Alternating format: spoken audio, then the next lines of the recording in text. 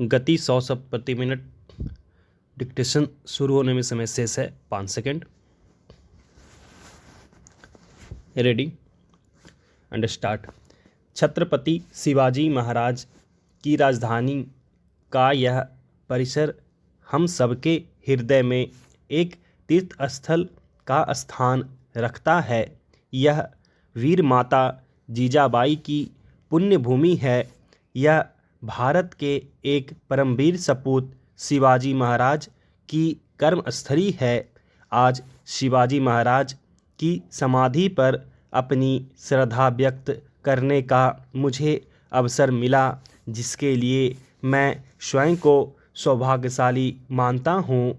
मैं शिवाजी महाराज के वंशज राज्यसभा सांसद श्री संभाजी छत्रपति महोदय को अपनी इस यात्रा के लिए धन्यवाद देता हूँ। यह यात्रा मेरे लिए एक तीर्थ यात्रा की तरह है। मुझे बताया गया है कि शिवाजी महाराज की समाधि के जीर्णोद्धार में बाल गंगाधर तिलक ने महत्वपूर्ण भूमिका निभाई थी। आधुनिक इतिहास के विद्यार्थी जानते हैं कि लोकमान्य तिलक ने गणपति उत्सव और शिवाजी उत्सव का आयोजन करने जनसाधारण द्वारा सामूहिक लक्ष्य के लिए सार्वजनिक रूप से एकजुट होने की परंपरा स्थापित की। गणपति उत्सव के द्वारा सांस्कृतिक गौरव तथा शिवाजी उत्सव के द्वारा देश प्रेम की भावना का संचार हुआ। महाराष्ट्र हमारी स्वाधीनता के संघर्ष का एक प्रमुख केंद्र बना रहा। 17वीं सदी में शिवाजी महाराज ने हिंदवी स्वराज की अवधारणा दी और अपने शौर्य के बल पर उसे यथार्थ स्वरूप प्रदान किया।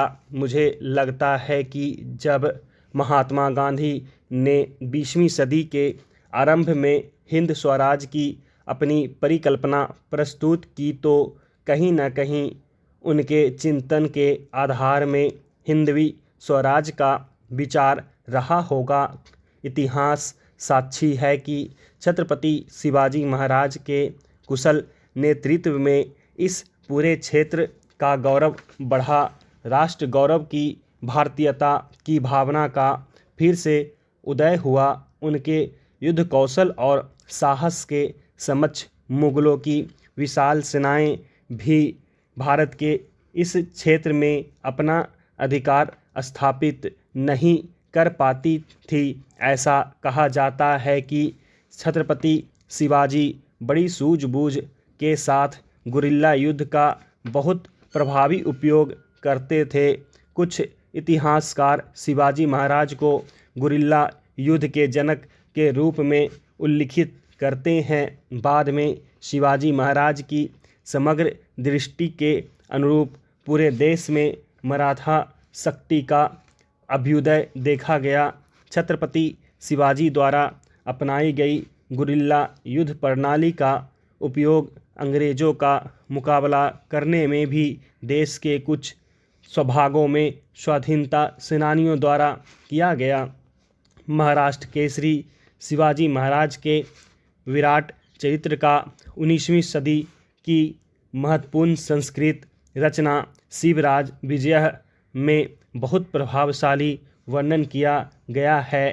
मैं चाहूँगा कि उस पुस्तक का आज की विभिन्न प्रचलित भारतीय भाषाओं में अनुवाद हो और उस पुस्तक का प्रसार हो, ताकि हमारे देशवासी विशेषकर युवा पीढ़ी शिवाजी महाराज के विशाल व्यक्तित्व और अनुपम कृतित्व से परिचित हो सके। उस पुस्तक में शिवाजी महाराज के विलक्षण व्यक्तित्व के विवरण से यह शिक्षा मिलती है कि जो व्यक्ति कर्मठ एवं दृढ़ संकल्प वाले होते हैं, उन्हें कोई भी बाधा लक्ष्य प्राप्त करने से रोक नहीं सकती। वीर शिवाजी के एक विश्वासपात्र अनुचर ने उनसे जो सीखा था वह इन शब्दों में व्यक्त किया था। राष्ट्रीयता की भावना और अन्याय के विरुद्ध संघर्ष करने का साहस महाराष्ट्र की धरती में कूट कूट कर भरा हुआ है। 19वीं सदी में महात्मा फुले, सावित्रीबाई फुले और महादेव गोविंद रानाडे ने जिस सामाजिक ऊर्जा और चेतना को जन्म दिया, उसे बाल गंगाधर तिलक, गोपाल कृष्ण गोखले तथा बाबा साहब अम्बेडकर जैसी महाराष्ट्र से जुड़ी महान विभूतियों ने आगे बढ़ाया। राष्ट्रपिता महात्मा गांधी ने भी स्वाधीनता संग्राम के अंतिम चरण के दौरान सेवाग्राम आश्रम से नेतृत्व प्रदान किया। ऐसा भी कहा जाता है कि निर्णायक दौर में वर्धा में स्थित सेवाग्राम ही हमारे स्वाधीनता संग्राम की राजधानी थी। मुझे फरवरी 2018 में दिल्ली में आयोजित शिवाजी जयंती समारोह में भाग लेने का अवसर मिला था। तब मुझे बताया गया था कि श्री संभाजी छत्रपति की पहल पर इस रायगढ़ किले में शिवाजी राज्य अभिषेक महोत्सव आयोजित किया जाता है, जिनमें हजारों की संख्या में लोग उत्साहपूर्वक भाग लेते हैं। राष्ट्र गौरव और पराक्रम के प्रतीक महाराष्ट्र केसरी शिवाजी के आदर्शों पर चलने वाले मराठा योद्धाओं को लेकर मराठा लाइट इन्फेंट्री गठित की गई। उस इन्फेंट्री का युद्ध घोष है, बोल श्री छत्रपति शिवाजी महाराज की जय। सेना का सर्वोच्च कमांडर होने के नाते मैं गर्व का अनुभव करता हूं कि हमारी सेना का एक महत्वपूर्ण टुकड़ी अपनी प्रेरणा के लिए छत्रपति शिवाजी महाराज की जय जयकार करती है। 17वीं सदी में छत्रपति शिवाजी की सोच भविष्योन्मुखी थी। उन्होंने 8 मंत्रियों के अपने मंत्रिपरिषद, जिसे अष्टप्रधान भी कहा जाता था, के सहयोग से अनेक दूरगामी प्रभाव के निर्णय लिए। भारत की पहली आधुनिक नौसेना का निर्माण छत्रपति शिवाजी ने ही किया। संयोग से विगत 4 दिसंबर को हमने नौसेना दिवस मनाया है और आगामी 8 दिसंबर यानी परसों ही मुझे नौसेना के एक समारोह में शामिल होना है। नौसेना में कार्यरत हमारे आज के नौसैनिक और अधिकारीगण भी शिवाजी महाराज से प्रेरणा लेते हैं।